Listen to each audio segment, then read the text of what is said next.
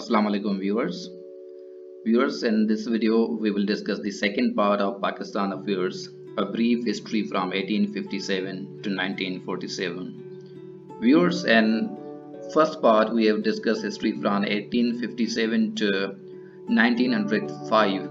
In this video we will be discussing the second part of the history, but if you have not watched the first part, then you must stop this video and watch the first part of the history, then come to this video.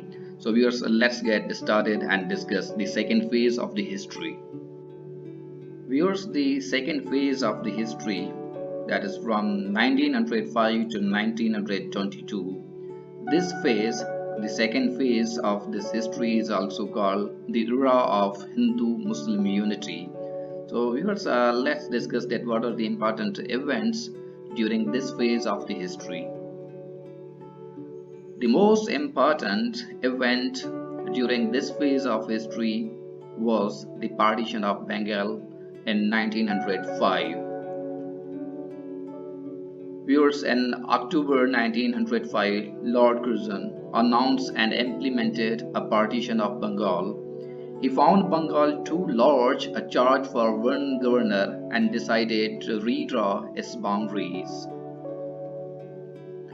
Viewers, the proclamation of the formation of new provinces was issued in September, and the province of Eastern Bengal and Assam formally came into being on 16th October 1905.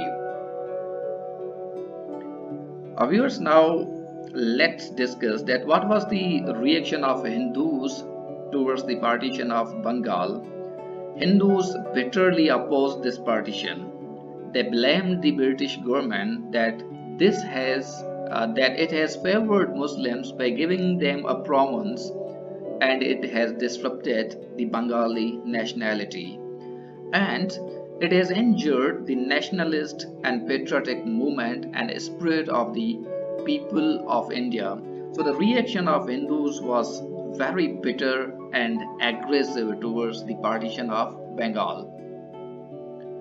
Viewers, the partition of Bengal was meant to lead the greater administrative efficiency and to encourage local initiative. However, the Hindus thought it would weaken their economic and political position. Viewers, the reaction of Muslims. Now let's see that how Muslims reacted towards the partition of Bengal. The Muslims were happy at the partition. On October 24, 1905, a big gathering offered thanks to God that the partition had been carried into effect. Muslims also condemned the Hindu agitation against the partition. On the first anniversary of the partition in 1906, Muslims met throughout Eastern Bengal to adopt a memorial to the Secretary of State for India expressing gratification that he had declared the partition to be a settled fact.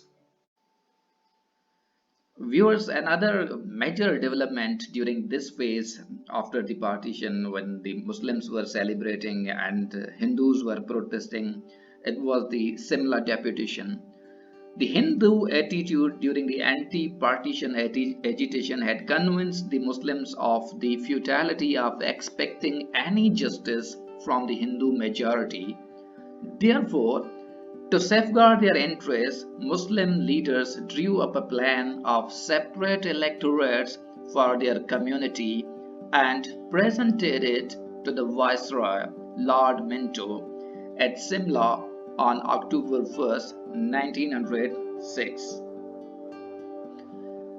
Viewers, Muslims made few demands during Simla deputation. Let's see what were those demands. The very first was separate electorates, and second, Muslims must have more seats and greater representation than their numerical strength because of their political importance and their greater contribution to the defense of the empire. Viewers, The Simla deputation occupies important place in the history of modern Muslim India. For the first time, the Hindu-Muslim conflict was lifted to constitutional plan. The rift in the society was now to be reflected in legal and political institutions. The Muslims had made it clear that they had no confidence in Hindu majority. Viewers, Muslims were not prepared for their future in the Muslims were not prepared to give their future in the hands of assemblies elected on the assumed basis of homogeneous Indian nation. By implication, they rejected the idea of a single Indian nation. Viewers, when such things were going there, then another major development was the founding of the Muslim League in 1906, the establishment of Muslim League. Now, from now onwards, the Muslims are entering into the political arena of the subcontinent. Till now, they were away from politics, but when they realized that after the agitation of Hindus after the partition of Bengal, they developed their own political party. Viewers, the fears of Hindu domination within Congress and the situation arising from the agitation against the partition of Bengal convinced Muslim leaders that they must have their own party which should protect Muslim interests and speak for the community on all important occasions. Viewers, in result, Muslim leaders formed All India Muslim League in December 1906 in Dhaka. Viewers, the objects of Muslim League were to promote feelings of loyalty to British. Number 2, to protect and advance the political rights and interests of Muslims.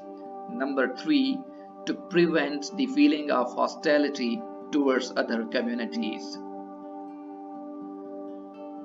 Viewers, now Muslims were entered in the political arena. Then after it, the other major development is Indian Councils Act 1909, or it is also called Minto-Morley reforms. Viewers, the Indian Councils Act 1909 enlarged the size of legislative councils of the Governor General and the governors of various provinces, which included the nominated as well as elected members. For Muslims, the most important change brought by Minto-Morley reforms was the establishment of separate electorates.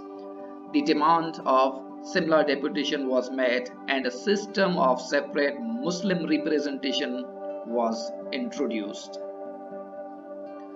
The Hindu politician and the Congress immediately started a campaign of criticism and opposition. At the 1910 session, the Congress condemned the provision of separate representation of the Muslims and demanded its removal. Viewers, after it, another major development was the annulment of the partition of Bengal in 1911. Viewers, we know that the Hindus, they continued to develop pressure on the British government, and they were able to put huge pressure, and they were able to make the annulment of partition of Bengal possible. Viewers, the decision was announced by the King George V at the coronation Darbar at Delhi on 12th December 1911. The Muslim reaction to annulment of partition was bitter. It irritated Muslims who believed they had been sacrificed to make Hindus happy. It was a lesson for Muslims that loyalty paid no dividends. The government listened only to agitation, and Muslims had been foolishly wrong in believing in British sincerity. Viewers, technically, the partition of Bengal was a mistake by British, and its annulment was not less than a blunder. Viewers, after such scenario, the annulment of the partition of Bengal, the Muslims were drifting away from British. Before it, they were loyal and sincere to British, but after annulment, they were drifting away, and some efforts were made for the Hindu-Muslim unity, and Muhammad Ali Jinnah joined Muslim League in 1913. Now, in this phase, you will see that the Muslims and Hindus they will be coming closer to each other. At that time, Jinnah was the greatest advocate of Hindu-Muslim unity. Viewers, when the Hindus and Muslims they were coming closer, then we have very important development, the Lucknow Pact in 1916. Viewers, the Muslim League and Congress met in a joint session in 1916 in Lucknow and formulated common reform proposal to be put before the government for immediate implementation. Whereas Lucknow Pact is of outstanding importance in the development of Indian Muslim nationalism. Congress accepted the separate electorates for the first time through Lucknow Pact.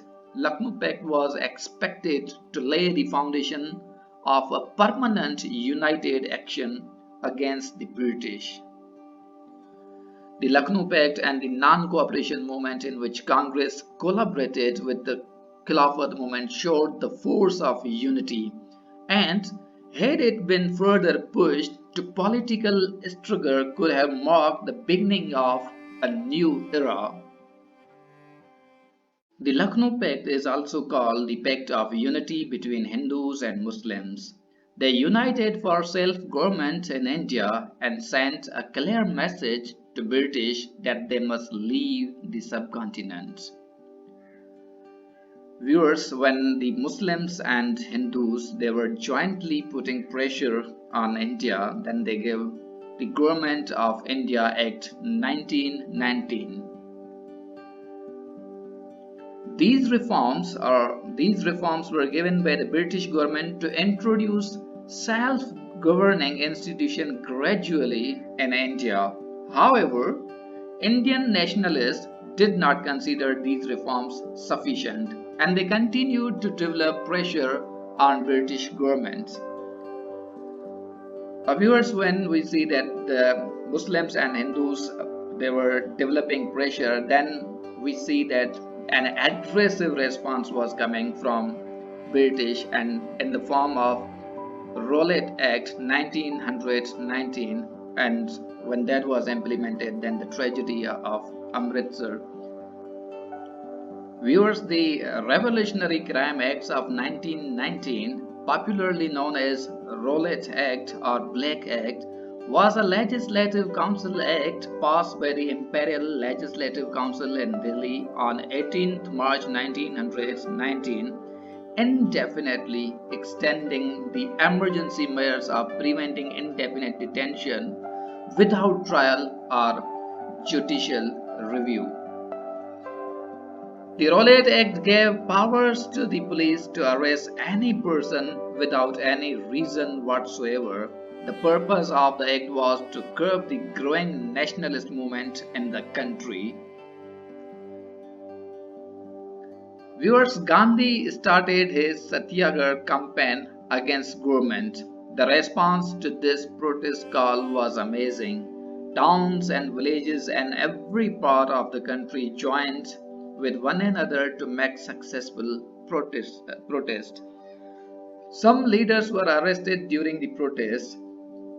Viewers, a huge procession of 20 to 30,000 people was peacefully taken out at Jallianwala Bagh on 13th April 1919 to protest against the arrest of leaders.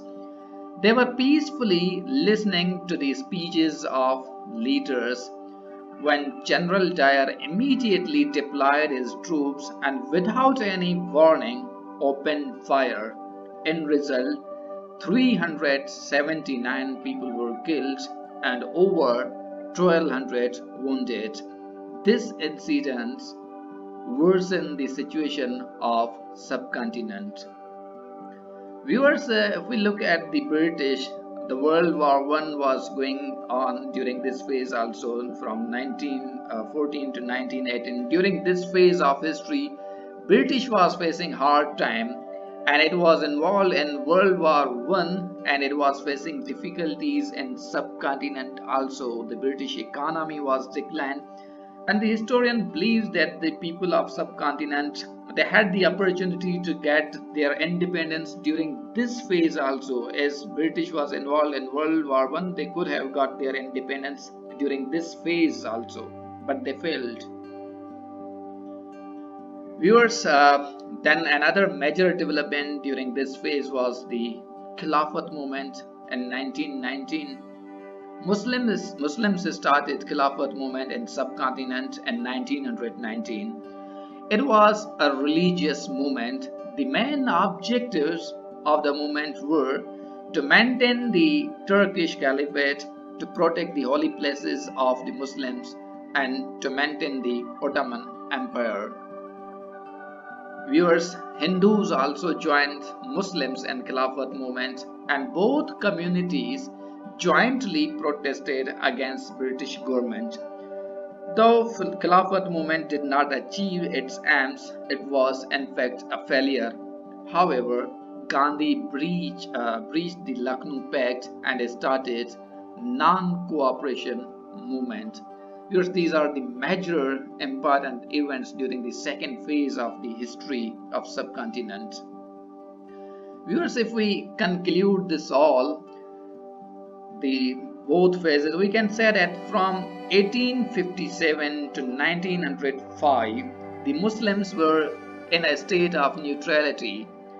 From 1906 to 1911, there was a Hindu-Muslim drift, and during this particular phase, the Muslims were getting closer to British, and from 1900 to 1992, the two communities, Hindus and Muslims, they cooperated against their common enemy, the Britain.